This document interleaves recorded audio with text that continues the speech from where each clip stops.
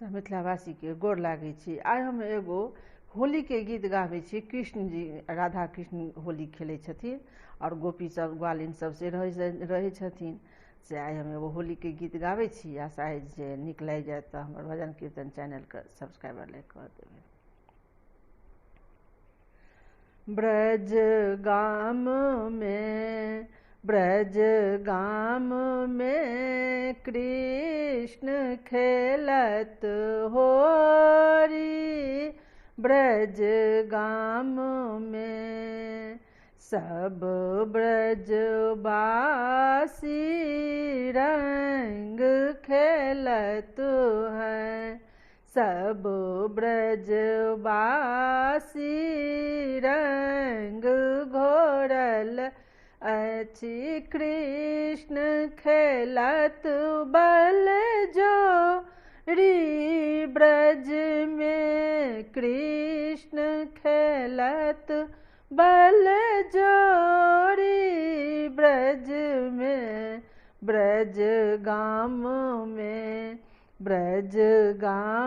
में कृष्ण खेलत होरी। ब्रज गाम में किनका के हाथ कनक फिचकारी। किनका के हाथ अबीर झोरी। हो किनका के हाथ अबीर झोरी। ब्रज गाम में कृष्ण खेलत होरी।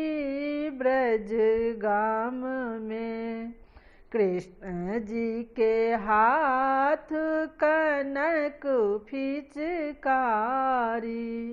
राधा के हाथ अबीर झोरी। हो ललिता के हाथ अबीर झोरी। ब्रज गाम में कृष्ण खेलत होरी। ब्रज गाम में किनका के भीजन पियर पीताम्बर। किनका के भीजन चिर चोली।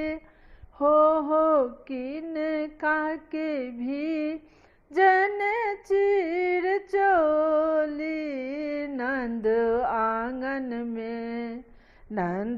आंगन में कृष्ण मचैया होली। नंद आंगन में कृष्ण जी के भीजन पियर पीताम्बर।